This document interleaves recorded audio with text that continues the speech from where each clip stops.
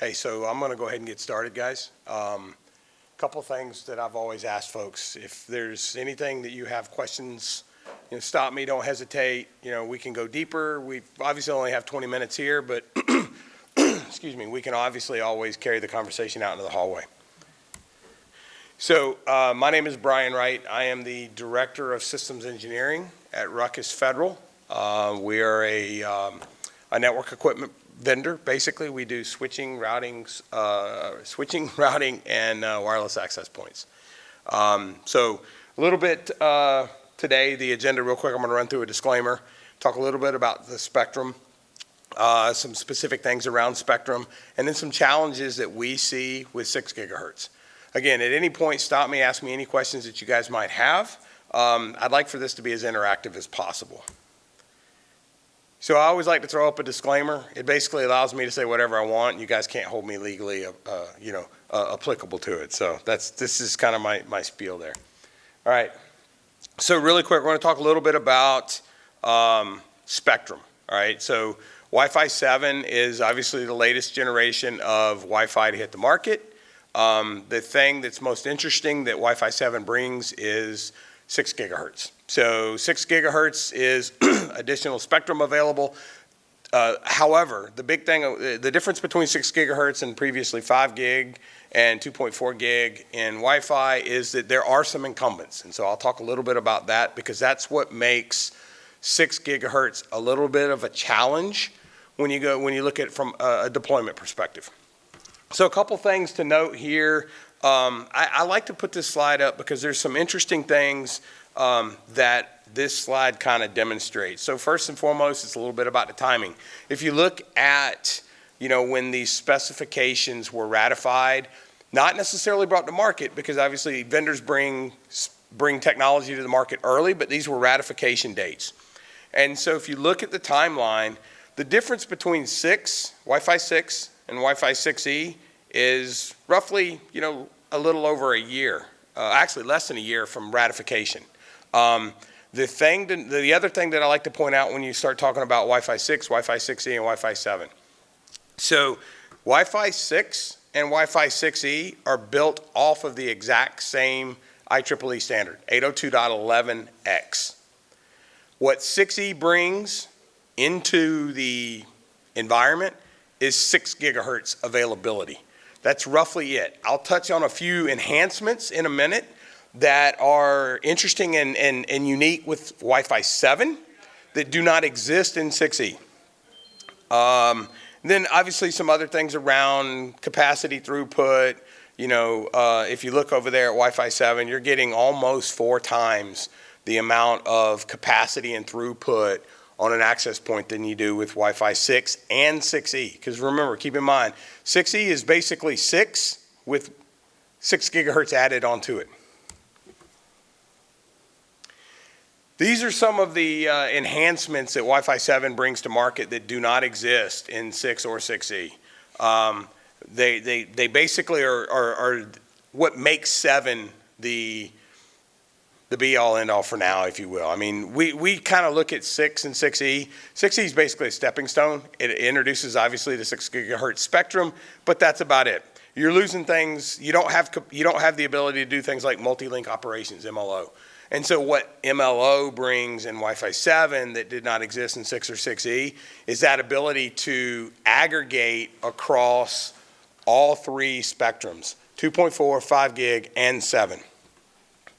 Punctured transmission, so that's something that's very interesting that Wi-Fi 7 obviously brings in, and that's the ability to basically prioritize certain traffic. So think quality of service, but you're providing a higher level of not necessarily quality, but you're prioritizing certain traffic streams over others, and so those get head of the line privilege. Remember, Wi-Fi is basically round robin, and so as you're servicing clients, now you're prioritizing certain traffic, and so they're able to get head of the line privilege over others.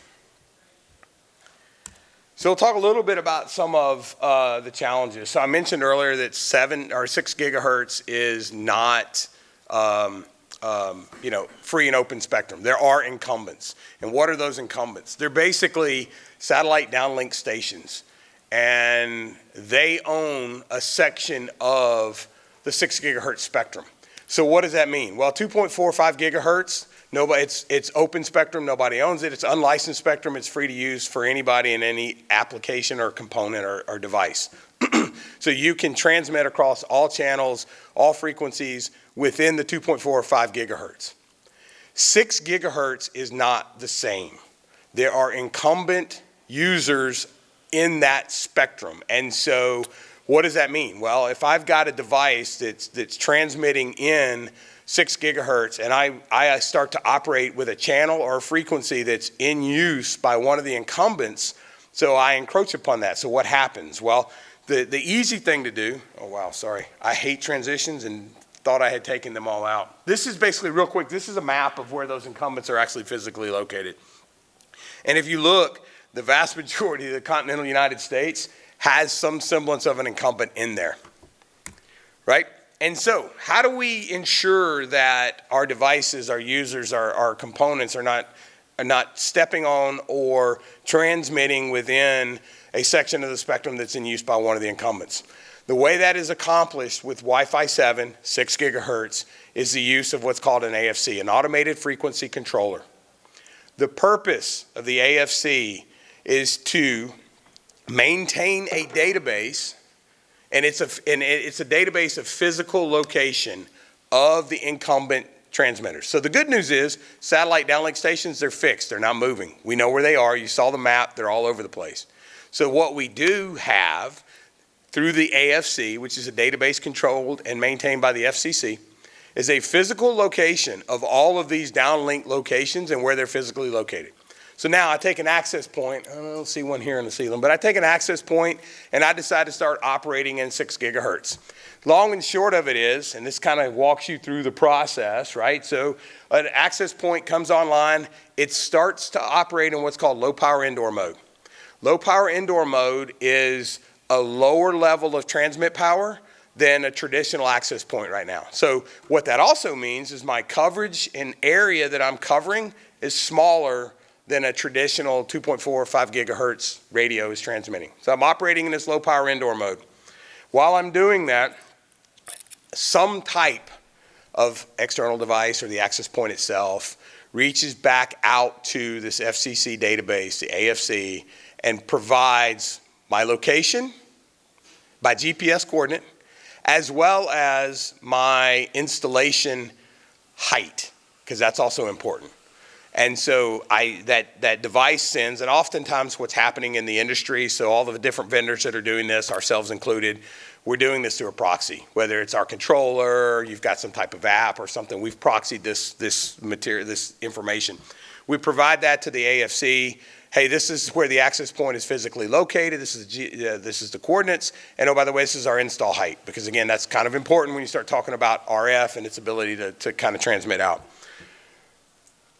We notify the AFC where we are physically located. The AFC coordinates. There's a send and a response. The AFC then notifies the controller that, hey, you're not operating within an area of incumbency, or you are, and you can only use these channels, these frequencies, so on and so forth. Once that's done, then that access point receives that information from its proxy, and then the AP then moves into what's called standard power mode. So now we're operating at what's the traditional standard power of an access point. We've got full coverage, full capacity. So basically, that in and of itself is the uniqueness that 6 gigahertz brings to the Wi-Fi market, right? So you've got a requirement, no matter where you deploy, especially most specifically in the continental United States. Right now, 6 gigahertz overseas is being handled a little bit differently, but in CONUS particularly. So now I've got this need to do 6 gigahertz, but I've also got to have this connectivity here. I will tell you, from having done government business for a very, very long time, we have yet to figure out, I've yet to hear how the AFC intends to, or the FCC intends to allow AFC access to certain DoD entities, certain other customers. it's not very clear because it is an absolute requirement, and vendors such as ourselves are not turning on. We're not able to turn on that 6 gigahertz radio on an AP in standard power until there's some type of AFC connection and communication. So we can do low power indoor mode all day, but we cannot do standard power. And that's the rub when you start looking at moving to 6 gigahertz for your Wi-Fi network. Because what that does, I mentioned earlier a little bit about that signal strength and coverage area. Because you have to operate in low power indoor mode, you reduce the coverage size and availability that you're providing to your basically your end user customers. So I'll cover it. I've got a slide here in a minute that talks a little bit about how, it brings up a bullet point that I think is very important and very unique. Now, so a couple of things that I wanted to show. This is just a heat map of kind of what to expect. Now, I'm doing this very vendor agnostic, but I will say that this was kind of like a heat map that we did on our own using one of our radios at 5 gigahertz and in one of our 6 gigahertz radios operating in low power indoor mode. And if you look at the green and yellow, that's the coverage area. That's the actual the viable coverage area. There is a significant decrease in coverage area because the transmit power on the radio is so much lower. So what this leads to for our customers that are looking to deploy, to migrate basically from 2.4 and 5 gigahertz up to the next generation, whether it's 6E or 7, because they both bring in 6 gigahertz, is you're going to have to relook at your deployment and where you have APs physically located. There is no more pull off the ceiling and pop one up and I get the same coverage area until we've solved the AFC problem for our common customers. The last little bit, the big thing, the other thing that's important to note here is WPA3. That is an absolute requirement to operate Wi-Fi 7. So if you deploy a Wi-Fi 7 access point, you have to deploy it with WPA3. And so what that does is these. I don't know if you've ever heard anybody tell you, but this right here is what drives Wi-Fi generation and adoption. It's this stuff. It's not the latest and greatest, hey, I want the cool stuff. It's this. Next generation iPhone, next generation Samsung, everybody wants the latest and greatest. That's all well and good, but if you've got an enterprise deployment of Wi-Fi or access devices that do not support the next generation security protocols, security enhancements or whatever, then you're limited in what you can do from a deployment perspective, an access perspective. And so, the thing that is important to note is as you start talking to customers and as your customers start talking to you and they're like, hey, I want to do Wi-Fi 7, 2 questions that I always ask my customers. Number one, what's your wired infrastructure look like, right? Because with that enhanced throughput becomes an enhanced need on the back end on the cable infrastructure, the switching infrastructure. What are you doing there? Are you doing multi-gig capable Ethernet switches? You're doing higher capacity PoE devices? And oh, by the way, what's your cable plant look like? Have you upgraded? Are you running 6A cable? 6A cable? Are you running the latest generation cable, copper cabling out to your endpoints? Have you looked at your heat map? Are you looking at what that deployment scenario is going to look like if you cannot do standard power? And then, another question that's kind of important is, what's your end user device look like? And I believe this is my last slide. So the big thing here, it's that last bullet. I think it's very important. Be prepared to redesign after adding 6 gigahertz. Unless you've figured out how to solve the problem around the AFC, which to date, I work for a Wi-Fi company. We do business with the federal government. Nobody's come to me yet and go, oh, this is how we're going to solve it. I've had several people go, wait, what? I have to do what? And I'm like, yeah, you've got to figure this. We have to figure this out as a team. We have to kind of figure out how we're going to handle this. The FCC's put no direction out. I've not seen anything from DOD how they're going to handle it. But I see a ton of, hey, we want 6E, we want 6E, we want Wi-Fi 7, we want to do 6 gigahertz. Okay, great. Well, that means you're going to do low power indoor mode. And at that point, now you've got to start looking at how you're going to redesign. So that's the thing that I want to leave you guys with. It's very important when you start looking at the next generation of Wi-Fi. What's my current deployment look like, and what should my future deployment look like? Because here's the other thing you have to keep in mind. I redesign around low power indoor mode, the AFC problem gets resolved. Now what am I going to do? Am I going to leave those APs where I had them? Am I going to flex out a little bit? So there's some challenges here that are important. With that said, again, my name is Brian Wright. I am the Federal Systems Engineering Director at Ruckus. We are in booth 1300 downstairs. I'd be happy to kind of show you some access points, continue the conversation as much as possible. I do want to leave you guys a couple of minutes if there's any questions. If there are, please step up to the microphone. If there are not, feel free to join me down at the booth and I'll be happy to talk to you a little bit further. Anybody? Yes, sir. Can you extend range with additional access points with the Low power indoor mode? So when you think of low power indoor mode, think of a traditional cone that you're transmitting Wi-Fi, your Wi-Fi signal is transmitting in this manner, right? Low power indoor mode shrinks that cone size. So yes, you can obviously overlap. That's what you do right now in 2.4 and 5 gigahertz. You ensure that your cone of coverage overlaps. You always have some overlap there. If you go into a 6 gigahertz deployment where I'm having to do low power indoor mode, my cone is shrinking. So now let's say I have an access point at that light back there and maybe there's another one here. Well, maybe I now have to go to one at every other light to make sure that my cone covers. You can do that obviously, but again, that goes back to be prepared to relook at your deployment when you're moving to 6 gigahertz. Anyone else? Thank you guys very much for coming. I really appreciate it. Again, Brian Wright, Ruckus Networks, 1300 downstairs. Thank you for your time.